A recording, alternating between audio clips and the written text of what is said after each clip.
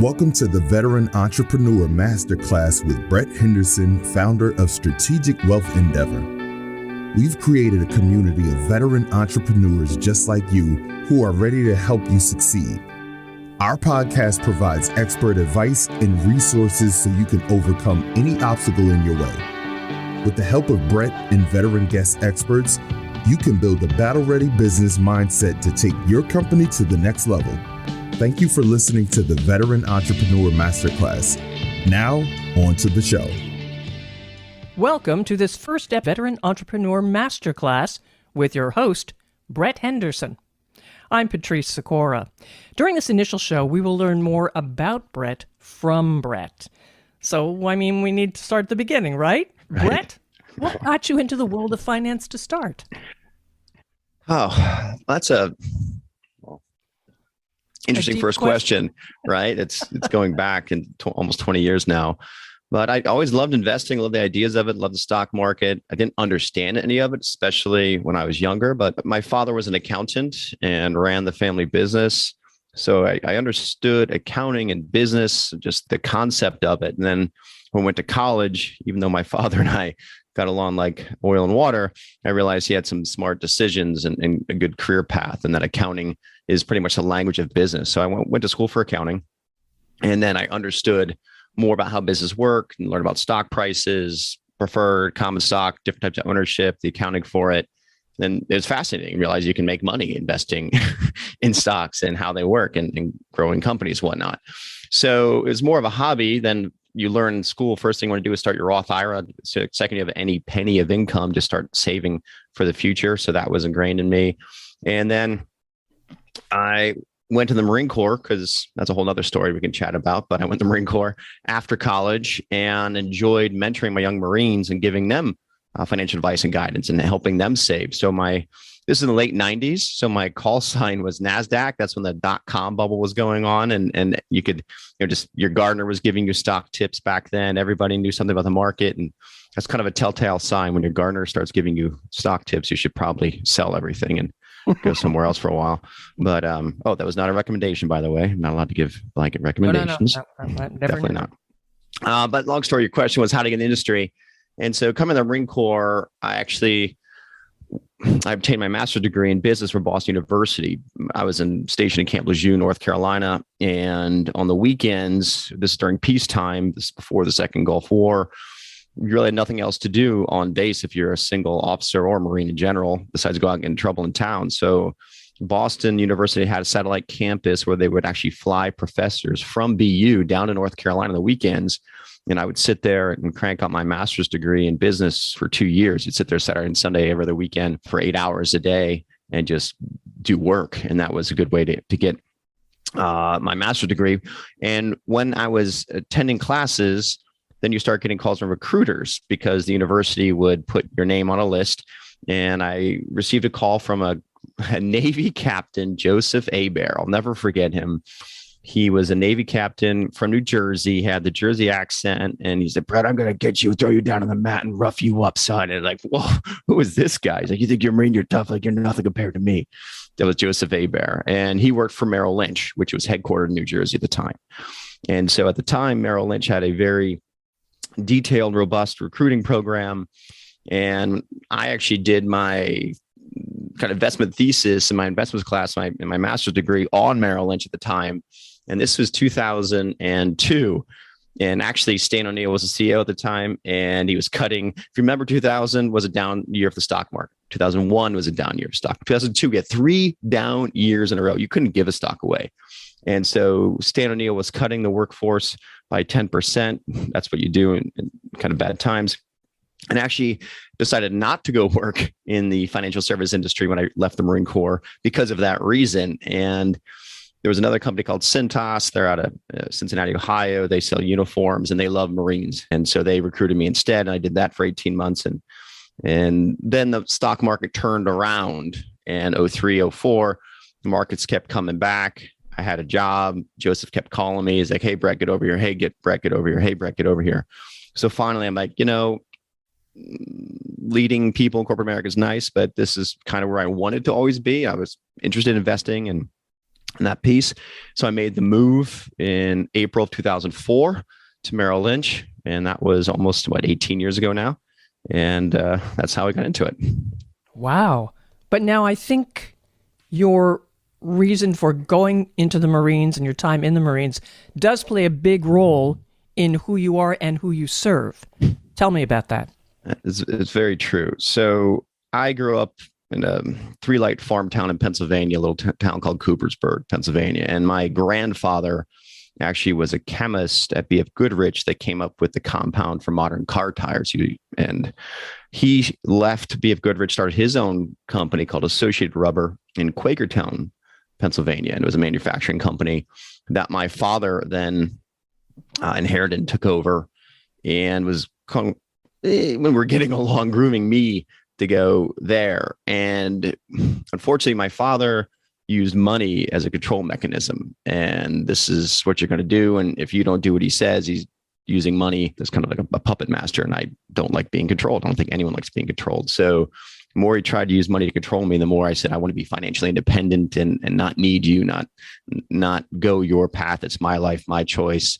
And I'm going to build my own career path. And unfortunately, like so many other family-owned businesses, they don't make it through the second or especially third generation because of family dynamics. And this is another classic example of a family business that did not make it because of that reason. So having the pressure of control from my father really pushed me to be independent. And in some senses, he didn't care at all. I didn't have the overbearing parents like, do your homework and make sure you have good grades. They do what you want. And I realized if I didn't study and I didn't have good grades, I wouldn't be able to go to college. I wouldn't get out of this three-light farm town. I'd be working in the local gas station pumping gas, which is what you have in Pennsylvania. Actually, people pump your gas and do in California. It's kind of nice. But I knew I didn't want to do that. And I knew I wanted to go to college to give myself more opportunities to get out and build a career for myself outside of the little farm town. So having a condescending, controlling parent that uses money as a weapon really pushed me to be independent and to grow my own financial independence and not rely on anyone except for myself for my own financial security. All right. And the Marines? Oh, well, the Marine Corps, that goes right along with it. So actually, my father was supposed to pay for my college and offered to. However, I watched he was doing my sister the same thing, and he was using money again as control. So every quarter or semester, he would pay late intentionally. My sister had to go in front of these financial review boards. They threatened to throw her out of college. And I'm like, I'm not going through that. I'm not going to let him have the joy of using money again to control. So I said, I need a scholarship. And that's how I looked at the Marine Corps originally, actually the Navy originally, and then learned about the Marine Corps, the Marine Corps option within the Navy ROTC program. So I applied worked my butt off and was awarded an NROTC scholarship at Tulane University. And once I had that, I no longer had any financial control from my father. And it was my life, my career, my degree, my choice. Everything I wanted and to accomplish in life was my own making, my own decision, my own action, my own efforts, no one but mine. And that's really, as we talk about my life, it's everything we have. It's your life. You make it your choice. Everything you do or do not do in the morning, you make a decision to get out of bed and put your shoes on, to brush your teeth, to not brush your teeth, to work out, to not work out, to eat healthy, to not eat healthy. Every day is just a myriad of decisions about what you want to do and where you want to be. Either you're moving forwards or you're moving backwards. And I chose to move forward. And I knew that I couldn't rely on anyone and I couldn't make excuses if I didn't do something and I didn't make something happen because I didn't do it myself. So that kind of drove me a little bit to go in the Marine Corps, have financial independence, believe it or not. And that leads me into your clients. Who is your ideal client? What type of client do you I won't say prefer, but prefer to work with? Yeah, this has been perplexing me for 18 years of my career. Everyone's in this industry says you need a niche, you got to specialize, you got to work with, look at your quote unquote book of business, look at your clientele, who do you have? And that's your niche and drive after that niche. And we could talk about how I built my clientele, but it was really through referrals, 100% referrals in a myriad of industries from accounting, legal, manufacturing, service, restaurants, automotive, you name it, insurance, everything, because they were what was referred to me. So I was like, what's your specialty? I looked at my diverse book of clients and my specialty is everything. And it wasn't until recently several months ago, which was the catalyst for this podcast even starting. I went to a conference called Jolt, and it's through one of our marketing affiliates. And you go to the conferences, you sit there and people talk at you the whole time, and you nod, and you're going to do something different, and you never do. And you have a bunch of ideas. You maybe remember one or two and implement one if you're lucky. But at the end of the conference, I remember Giselle, who we'll talk more about, is an amazing member of my team, does everything for us. She's like, hey, you need to sit down and talk to this guy right now. And at the end of the conference, it was kind of a culminating event where they took the best ideas, best practices, and then you say, how do you actually implement it? How do you take action? Because without action, ideas are useless. They're just ideas. You can't get results unless you take action. And so I was sitting there with the gentleman. He's like, well, you got to have a niche. Like, here we go again. And he's like, who do you work with? And I said, everybody in all these different industries, just how it happened. And he's like, well, who do you enjoy working with? And recently I've had a couple introductions, referrals for more veteran entrepreneurs, veteran business owners. And I actually really enjoy these guys because I am one as well. Now full disclosure, I'm a combat veteran, but I'm a Marine veteran, Marine officer, and did my time. And once you have that common background, you've been through the training, you've been through experience, you've had good days and bad days, you have things you want to do, things you not want to do, but it's just with you for the rest of your life. And no matter where you go, no matter where you are, you meet someone who's a veteran, you just have an instantaneous bond. There's a certain level of trust. And it doesn't matter if you're a Marine, Army, Sailor, Navy, Air Force, Coast Guard, Space Force. That's a whole nother interesting where the future is going, but it is what it is. Not today, yeah. Yeah. So it doesn't matter. We've all gone through some training. We all have a bond, and it just gives that instantaneous credibility and trust, which you don't have. It's funny, you meet someone who was not in the military and I was going to go in the military. I was thinking about it, or my uncle was in it, or my grandfather was a Marine, and that piece, it's just not the same as actually doing it. So people who don't do it. And if you've done it, you've done it, and it's with you for life. So I made that decision right then and there. I had that moment, that epiphany of clarity. This is who I want to work with. And this is exactly where I want to be. And that's who I want to work with more going forward. So it's more, yes, it's a veteran is nice, but it's more about the mindset. If you have the mindset to go after something, to do something, to build something, to grow something, that's who I enjoy working with. I enjoy having those conversations. I enjoy figuring, hey, you're having a problem. How do we get around it? It's just an obstacle. Obstacle just creates frustration. It's okay. You got a rock in front of you. Do you go around it? Do you go over it? Do you go under it? Like, how do we get through it? And so that piece, that having those conversations and helping someone get around that obstacle, for me, it brings joy, brings happiness. I love doing it. So that's a natural fit for me. So that's why we're now not exclusively working with, but it's almost 90% of who we're working with is the veteran entrepreneurs and or people with like mindsets. Brett, what do you do for your clients? You sound very passionate about who they are. What do you do for them? What do we do for our clients? Well, every client's different. Every client's unique. It's like every person's unique. So it's really understanding who they are, where they are. And on top of that, I think a differentiator for us is understanding their values. We have a whole program that helps us understand someone's values, because values and who you are as a human, whether it's spiritual, or your personal thoughts in life, your morals, that drives your actions. That's a factor that helps you in your decision-making process. So understanding everything about someone empowers us to provide the best advice to help them accomplish a goal for them or with them. It's actually, we can't do anything for someone. Someone has to do something on their own, but we can just be their guide along the way. So it's really taking a deep understanding of where they are before we recommend anything.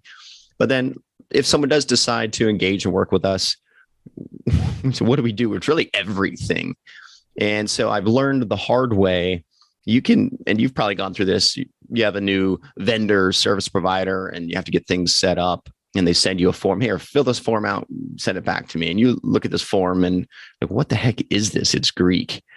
And you don't do it because you don't understand it and no one's helping you. And you should do it and you will one day do it, but you'll get to it later after there's other things that you can do easier. So we definitely pride ourselves on not ever doing that for a client, not saying here's a new website, go check it out, or here's this form, go fill it out on your own. It's hand-holding, it's scheduling a call, let's get on this Zoom, let's do it together. This means this means this, this means this. And so just the hand-holding, the white glove service because not only is it good for client relationships, it's good for getting stuff done. Just a good process to have overall. If you're not controlling the process and you're leaving it to someone else to take their own time to get something done, then that impacts your operations, your productivity, and it could throw you off your game with what you're trying to accomplish. So if you just take the bull by the horns and lead someone down the path that brings them to their own independence, that's what we do. So long story short is everything to help move that ball down the court, so to speak. You say we. Who's on your team? Well, that's Giselle. So the amazing Giselle Caime, she's awesome. She's been with me through thick and thin the last few years since we really set up shop and made it all through COVID. And so anyone's going to work with you through COVID when you're working from home and living. She was living with me at the time too. So living with me, working with me, and spending 24/7 with me. And that's a good person because I have a big personality. And if you can handle that, you can handle anything. So, but she handles all of our operations, our marketing. She keeps the wheels on the bus, so to speak. So she's amazing. And hopefully we can have her on here with one of our other podcasts. I do hope so. Definitely. Yes. Are you active in the community? What do you do out there?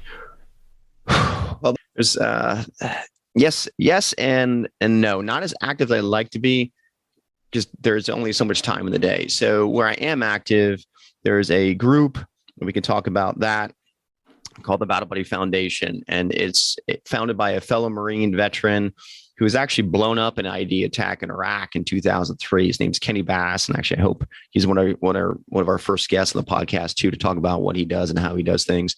But I found him a couple of years ago as a way to give back to the veteran community. And why do I want to give back to the veteran community, especially if I'm not a combat Marine and I've been out for 20 years? Well, I had my best friend who lived in the same town as I did, and I live now in Hermosa Beach. And he and I were the same age. He stayed in the Marine Corps Reserves and actually was a battalion commander of a recon unit, 4th Recon. His name was Lieutenant Colonel Adam Collier. And he had done several tours in Iraq, Afghanistan, and he was the commanding officer of the unit. Like, you don't get higher than this guy in the recon world. And he was a great guy. And he, during the week, his day job, he was a DEA agent here in Los Angeles. And we would have lunch and dinner a couple of times. And I remember sitting there with him, just chatting, like, how you doing, man? He's like, I'm okay. Like, what's up? Like, I don't know. I'm just trying to figure out what's next. Like, what do you mean? Well, his command tour was ending, and he's like, I may go back to Afghanistan just to do something. And you could tell he was a little lost. You could tell he didn't have a purpose. I didn't think too much of it because we all get there sometimes, and you don't pry. And if I would have pried, it's just not something you do. But if someone wants to share, they'll share. So you're just there. You're like, hey, man, you want to talk? I'm here. Yeah, thanks. And that was the last time I spoke with him. And the Saturday after, he went to the same bar, had a couple cocktails, went to Vaughn's grocery shopping, went home, put half his groceries away, took out his will, took out his pistol, and shot himself. And so you hear the 22 a day and you're losing all these veterans. It's one thing when you hear it, but when you actually live it and you lose a friend, that was the catalyst for me to really start re-engaging my Marine heritage and in that community, and wanting to get back involved with other veterans. Because I feel if Adam would have had even a dog in his life, something to care for, something to focus on, something to have a purpose to protect and love and provide for, I feel that little bit of purpose would keep him here. And you hear a lot of the veterans that we're losing with PTSD, they don't have a purpose anymore. They get out, they had camaraderie, they had a team, they had a mission, they had something to accomplish, and now they don't. And without that purpose, you just like, why am I here? And then you feel like you're a burden on your family. And if you feel you're a burden and you want to no longer be a burden, that's why we're losing a lot of these guys and gals with PTSD to suicide. Well, so this organization, yeah. Sure. So the Battle Buddy Foundation, again, founded by Kenny Bass. We can put the link up or share. It's tbbf.org, the battlebuddyfoundation.org, or tbbf.org, Tango, Bravo, Foxtrot.org. And they help veterans that have PTSD obtain a service dog. And so Kenny Bass, he had PTSD and he was almost a statistic. And he then saw another veteran with a service dog and said, how do I get one of these dogs? And he'll tell you his story. We should have him on the podcast. He's much more eloquent about his story than I am. But he's like, I saw this other veteran with a dog. He's like, I need to get one of those dogs. So he found a way to get a dog, and it saved his life. His dog Atlas has saved his life. So he made, well, this dog can save my life. It could probably save other veterans' lives who need a purpose. And so that became his purpose of helping other veterans with PTSD find a service dog to save them. And so that's his calling. And so that's become kind of a catalyst for me to help him. It's my way of healing through the loss of my friend. If I can help raise funds through making donations to his foundation, through doing business, especially with other veterans, and give to his organization, that's a win-win for me. To put things in perspective, one dog takes about 2 years to train. It costs about $30,000 a year. So to train a dog, just to get them ready for a veteran, takes about $60,000 in 2 years.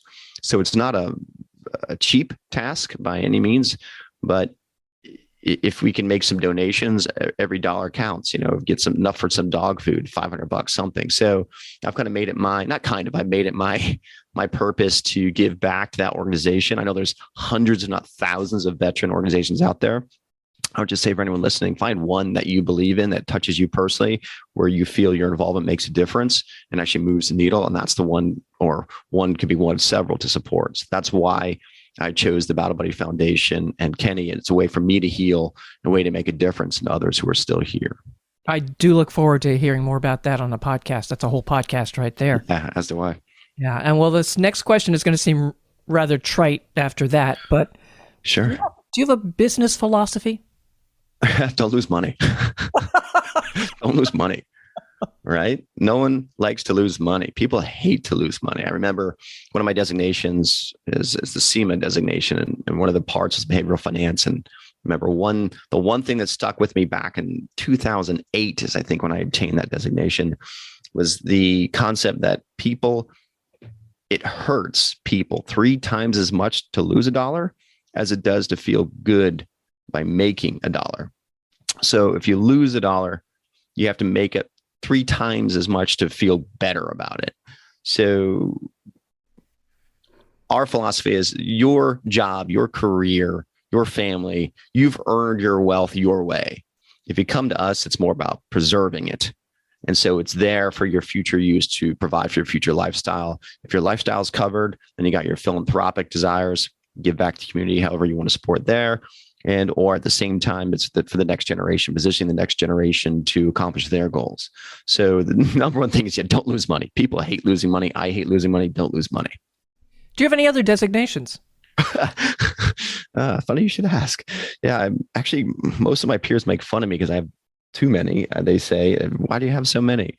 And before I talk about them, people say, well, what if you, or in my own mind, it's like, what if I took the same time I spent studying to get all these designations and just prospected more? Like, where would I be today? I don't know.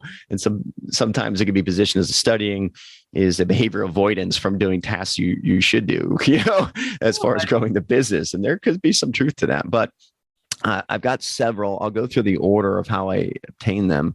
The first one, just to get a jail-free card.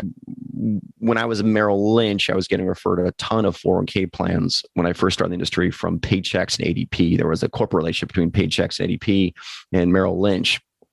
And so that's speaking accounting. I knew I want to work with business owners. That was the way in the door for me to build a relationship. So the first designation was the Chartered Retirement Plan Specialist, CRPS designation. That was really just showing that you have a mastery or deep understanding of retirement plans. And then with that, Merrill Lynch at the time had a certificate. If you made it the 5-year mark and you had one of 3 designations, and one of the designations that they offered is called the SEMA. If you had the designation, there was a $100,000 bonus. It's like, heck yeah, I want to get a $100,000 bonus. And so the SEMA was the second designation, and that's a Certified Investment Management Analyst designation that was put on by Wharton through University of Pennsylvania. And that was actually a very, very challenging designation, where it's more about investment analytics and running money and building portfolios. It's like a mini CFA. And so having those 2 designations actually was very interesting, and just happened to be what you needed. When Merrill Lynch failed, if you remember, in the last financial crisis in 2008, early 2009, UBS said, hey, Brett, we don't have a 401k specialist, come over here. I said, okay. And they paid me to move over there. So I went over there. And to be a retirement plan specialist at UBS, you needed to have a certain designation, or need to have two designations, the CRPS and the SEMA. You had to have those two. And I just happened literally to have those two. I was like, oh, that's perfect. So yeah, I was one of 50 originally out of, I think at the time, I think UBS had close to 9 or 10,000 advisors. I was one of 50 to be a retirement plan consultant. And then you move up, senior retirement plan consultant. So that was the foundation to be in the world. So that's two of my designations. And then as I worked through my career, understanding 401k for most employees or individuals, or yours, mine, it's your foundation for your future lifestyle. And the last thing you want to do is risk that. So then I started looking at risk. And then, so risk in the financial services world is really insurance. Right? What do you insure? You have a house, you insure your house. You have a car, you insure your car. You have a wedding ring, you insure your wedding ring. You have kids, you insure your life. You insure everything. So why would you not insure your future lifestyle? Why would you leave your future lifestyle up to the stock market, which you have zero control of whatsoever? I said, well, how can I help manage this risk? And so I said, I need to learn more about this. And so then I went down the path to obtain the CLU, or Chartered Life Underwriter designation, which is pretty much a master's degree in life insurance. And now I remember once I obtained that degree, UBS had this financial planning guru, and he was the insurance specialist. And I met with him and helped me understand. And I looked at his designation. He was a CFP.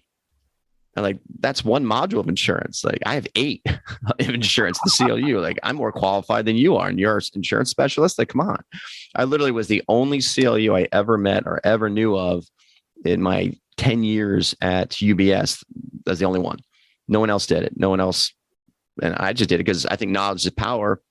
And I did it so I could be more skilled to help my clients address that risk. Because if you save all this money in your 401k and it's gone because you didn't protect it, well, then what do? Your future lifestyle is significantly diminished. So that's why I did that one. And then there was another designation, the credit investment fiduciary, which actually I had was at UBS as well. In 2009, I obtained that, but you couldn't put it on your business card. Because and the firm's rationale at the time was, if you put fiduciary on your card, that means you're a fiduciary for everything. But at the same time, you could sell commissionable products. So you can't sell commissionable products and have fiduciary in your card, because then you're not acting as a fiduciary, you're acting as a salesperson. So that's when the lawyers got involved and said, you can't put it on your card, you can't put it on your email, can't put it anywhere. So I let it fade or just fall off. And then with my current firm, I can have the designation again. So I went back and retook it last year. So I have the AIF, and credit investment fiduciary. And then that was kind of a catalyst, since I already had that one done. And I'm part of NAPA, the National Association of Plan Advisors, is 401k advisors, and went to their national conference, and they have a designation. And so, I'm in this designation phase, and I was already had momentum and inertia. Let me get that one. And that's the QPFA Qualified Plan Fiduciary Advisor. I have that one, which I obtained last fall. And I think that was good, but I skipped one. When I first went independent and left UBS and started my own firm, which was Henderson Wealth Management, I realized that having a deeper connection with clients was everything to really understand who they are. And so I learned about a special designation, which I haven't met too many others of, the BFA, Behavioral Financial Advisor designation, BFA. And that's really about understanding clients' values and who they are and what drives them and who they support philanthropically and what foundations are important to them, or if they're family oriented versus maybe just they're a sports nut, right? So understanding a client's values can help me provide better advice. A quick example, say a client has an inheritance of $500,000 and I know they're very family oriented. Well, you can either go buy a couple cars, right? Or you can buy a vacation home to spend more time with your family. So we have an exercise we go through. We use value cards, and we do when we're onboarding. So we know the client's top 5 values. And if family is one of them, hey, Brett, should I buy this or that? Well, the advice is what will help you spend more time with your family, because you told me your family is one of your important values. And yeah, so it would be, okay, how do we accomplish this? So we take a client's values into consideration before making any investment recommendations. That's the BFA. So you kind of put all that together. That's 6. So again, CRPS, CIMA, AIF, QPFA, BFA, CLU, and then actually tomorrow morning. So by the time anyone's hearing this, hopefully I'll have a 7th designation, and that's the CEPA, Certified Exit Planning Advisor. And that's really kind of the icing on the cake with everything I've been doing for almost 20 years. It's being able to help that business owner maximize the value of their business. So if and when they decide to sell, they get the maximum amount they can for their business. And it could be just passing it down to their children, it could be to an outside buyer, could be to a strategic buyer, could be to the public with an M&A firm or a private equity group. But helping a business owner really understand their business, put processes, procedures in place where they can maximize the value of that business so they get the biggest bang for their buck when they actually do exit is kind of the icing on the cake for someone's career. And as I'm going through my own career, I look at that. So that's about ultimately what I want to do with myself. And so it's kind of taking my own medicine, so to speak, preparing my own firm, my own business, or if and when I ever want to exit, how do we get the maximum value for my own firm?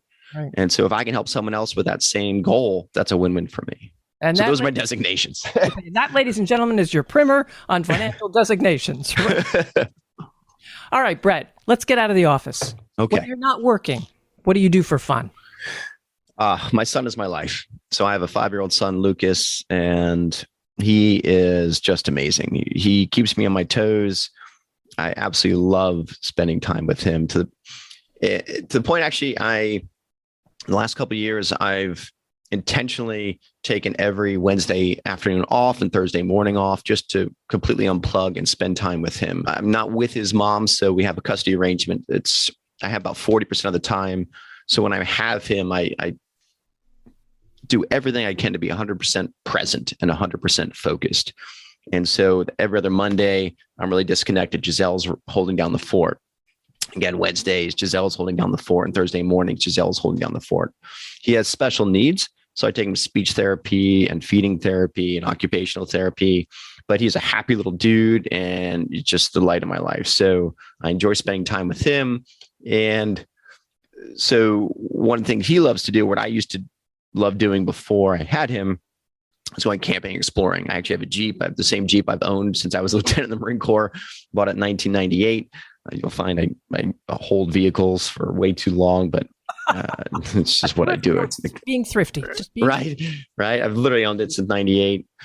And it's great to go camping. I have a refrigerator in it. We go all sorts of lights and big tires and go everywhere. And I have a group that goes out exploring all over the deserts and in Southern California, the mountains, the old ghost towns and gold mines that are out here.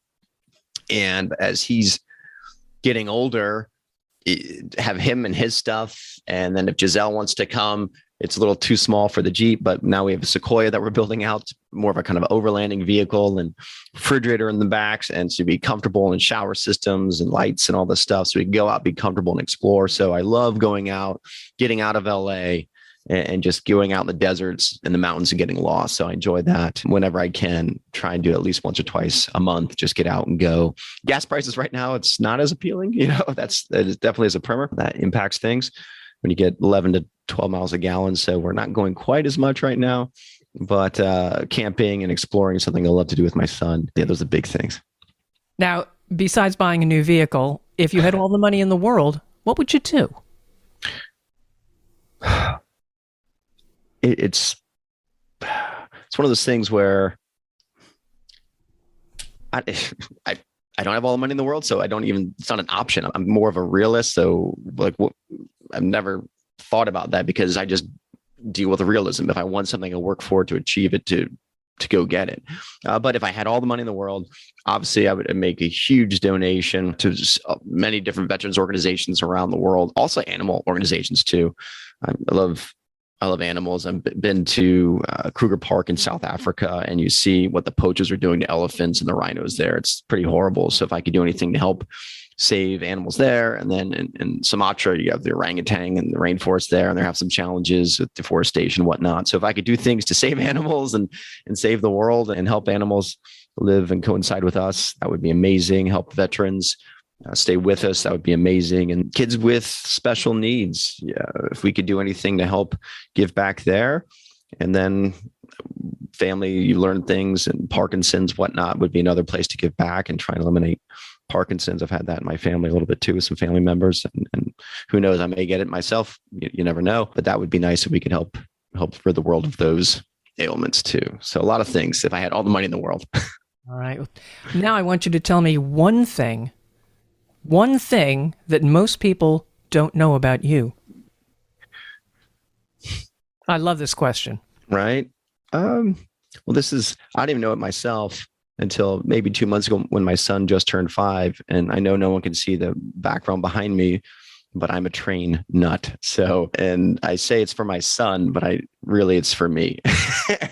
And so once he turned 5, we had all the little wooden Brio trains, and we make tracks and push them around. But once he turned 5, we went and found a model railroad club in San Pedro, and they have a huge layout. It's on an old Navy base.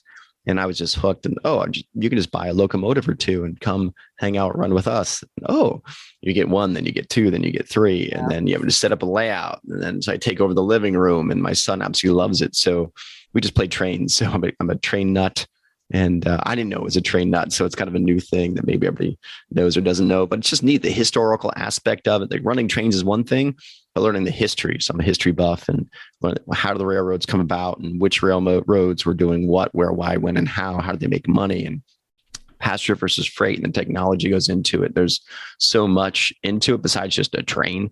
It's really amazing, but that's maybe something I didn't even know a few months ago, but it's all come out. And so I'm kind of bearing myself, as you go through life, you have different objectives, your different phases, right? You elementary school, learn to ride a bike, and then high school, learn to drive a car. And that's a big deal. And then college, and then to graduate, again, your first job, then your kids and your first house. And you go through all these milestones, and then you figure out, okay, what do I want to do? What skill set am I lacking? And then you just bury yourself in it, or at least I do. And so learning trains, I don't think there's drive a train, right? Right. I mean, I don't know if I could do the most career stuff with it, but it's super fun and a nice outlet away from the professional side of my career. Well, I got one last question for you. With everything in mind here, the focus, the joy you find in so many things, do you have a mantra or a motto that you use to stay on track? And I don't mean that as a pun with the trains. No, not at all. I'd say I just wake up, tell myself, let's go, get up and go, do it. Like, not the Nike, but just go. Life kicks you in the face. We've all had challenges. We have good days and bad days. And it seems like no one can talk about their bad days anymore because that's taboo and you have to be positive all the time. But life isn't always easy, and there are obstacles, and you don't always get into your first college. You don't always get the first job you want. You don't always land every client you want. And in business, everything's not perfect. You don't always keep the right employees. You don't always keep the right account. Your technology doesn't always work. There are always things kicking you in the face, and you can just sit there and, woe is me. Or like, okay, that hurt. Get up, go. Get up, drive on, keep moving, keep pushing forward, never stop. And so that's really it. Just go, keep going. No matter what, you're going to have good days and you're going to have bad days, but just keep going and never stop. Because if you're not going forward, you're just sitting there, and then life comes down, shrinks around you. And if you're not growing and moving forward, you're dying. You're going to stay. So that's life. I think it's a journey, and we drive. You either drive the bus drives over you, right? So I'd rather drive the bus and have the bus drive over me. All right. How can listeners reach you, Brett? Several ways. LinkedIn. I think this is going to be on LinkedIn, and just Brett Henderson at LinkedIn. You can message me there. Our websites, our new website, we can talk about the rebrand and why and all that good stuff, but Strategic Wealth Endeavor 90.com. So SWE90.com. And we can talk about what that means, or where we came up with that, or why that's meaningful.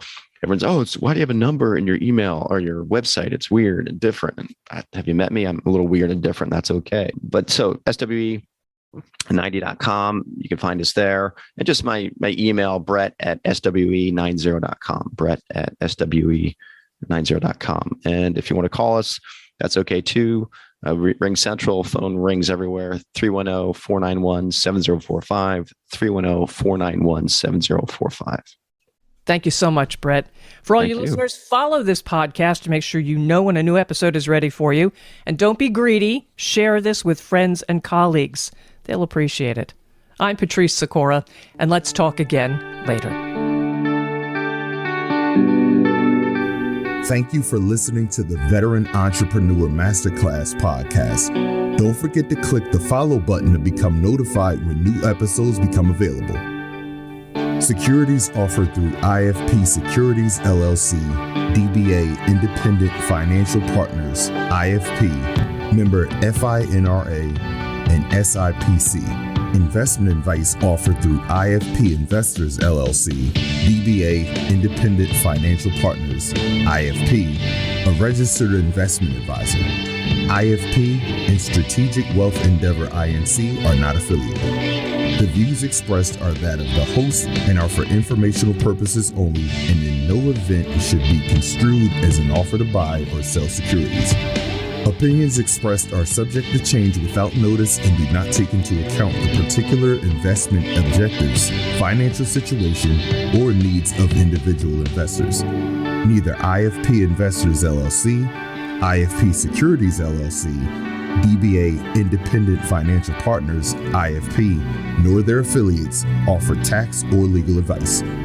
Interested parties are strongly encouraged to seek advice from qualified tax and or legal experts regarding the best options for your particular circumstances. The information given herein is taken from sources that IFP Advisors LLC, DBA Independent Financial Partners.